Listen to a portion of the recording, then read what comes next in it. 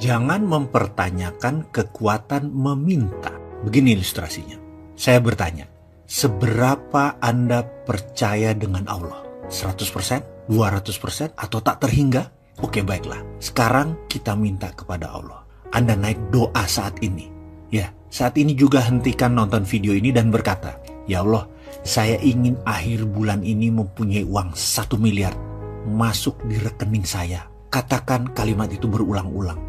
Lalu diam sejenak sambil Anda merenung kalimat tadi. Pada saat hening, tahu-tahu di benak Anda berkata, dari mana uang 1 miliar? Kamu kan hanya pegawai negeri. Atau, bagaimana dapat 1 miliar? Kamu kan cuma ibu rumah tangga. Atau, bagaimana dapat 1 miliar? Kamu kan hanya anak sekolah. Lalu mendadak kalimat tadi mendominasi pikiran, lalu pikiran mulai menyeletuk. Ya juga ya, dari mana ya? Kayaknya nggak mungkin deh. Kalau itu terjadi, selesai sudah. Kalimat itu ada dalam hukum alam yang namanya canceling our own pray. Meng-cancel doa kita sendiri. Kita sendiri yang meragukan diri kita sendiri. Kita sendiri yang meragukan Allah. Bisakah Anda percaya 100% bahwa hal itu akan terjadi? Bisa terjadi dan pasti terjadi. Bisakah Anda tidak cancel doa itu? Tidak ada keraguan sedikit pun bahwa itu bisa terjadi. Pertanyaannya, bisakah? Ini adalah permainan keyakinan. Ini adalah permainan ketakwaan. Inilah seni bertuhan. Inilah nikmatnya menjadi hamba Allah. Ketika keyakinan itu utuh, bulat, rapih, dan tekun, semua terjadi. Lalu, ada lagi rahasia lain. Ada.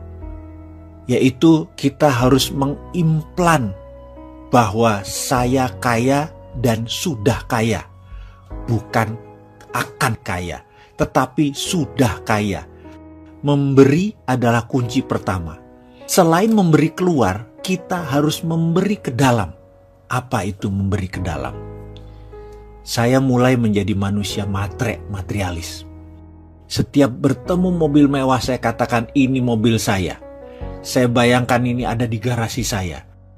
Rumah mewah saya akan bilang ini rumah saya. Lihat hotel mewah saya bilang ini hotel saya.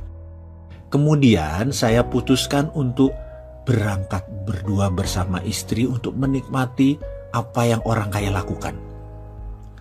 Dengan 100% uang di tangan saya buang semua. Karena saya tahu pasti baliknya utuh dan bertambah. Kami memutuskan menikmati tinggal di Como Sambala Resort di Ubud, Bali selama beberapa hari. Menikmati satu malam berharga puluhan juta tarifnya. Dan saya tidak peduli.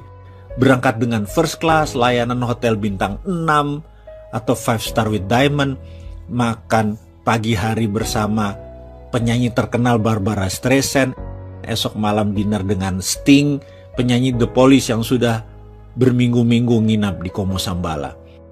Kumpul dengan orang terkenal dan orang kaya tersebut ternyata cukup menyenangkan. 5 malam keluar kira-kira 100 juta rupiah. Saya tidak pikirkan. Dan saya tidak pernah tanya mau apa yang akan terjadi pulangnya nanti. Saya tidak punya uang sepeser pun di kantong, saya gak peduli. Saya percaya 100% semesta tidak menyukai kekosongan.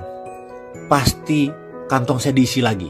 PD saya pol. Saya percaya pada sistem Allah tersebut 100%. Pulangnya, setiap hari di depan kaca saya berkata pada diri saya sendiri berulang-ulang sambil menunjuk bayangan cermin saya tersebut. Kamu makhluk Allah terbaik.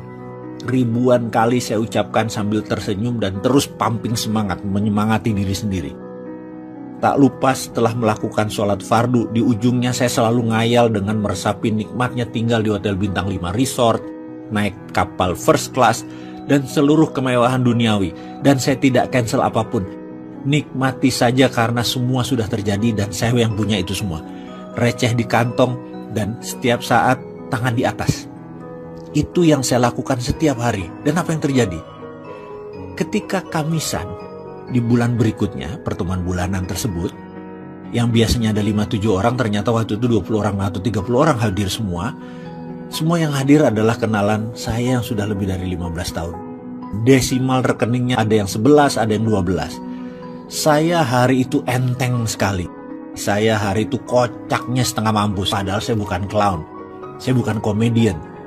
Melucu itu bukan darah saya. Tapi yang jelas hari itu mereka tertawa terpingkal-pingkal selama beberapa jam. Lucu sekali dan saling timpal jok-jok lucu. Saya pun sampai rumah mungkin sekitar jam 11-an. Padahal pertemuan itu sehabis maghrib. Di pertemuan-pertemuan sebelumnya jam 8 saya udah di rumah. Entah angin apa, keesokan harinya satu sahabat saya berkata, mau nggak kamu beli saham PTN di Nusa Tenggara Timur, mau ikut nggak? Saya jawab, nggak belum ada kelonggaran likuiditas, saya bilang gitu. Gampang, gak usah store dulu, komit aja, nanti kalau naik dikit sahamnya kita lepas baru buat nyicil. Gampang dah modal. Jadi sulit dong saya tolak penawaran tersebut, ya saya ikut. Pertemuan bulan berikutnya, masuk yuk, ada Chinese restoran di Macau. Ada posisi yang lokasinya bagus banget. Dapat tempat murah karena dulu itu Italian restoran tutup. Dengan sewa masih panjang, kita masuk gantiin dia.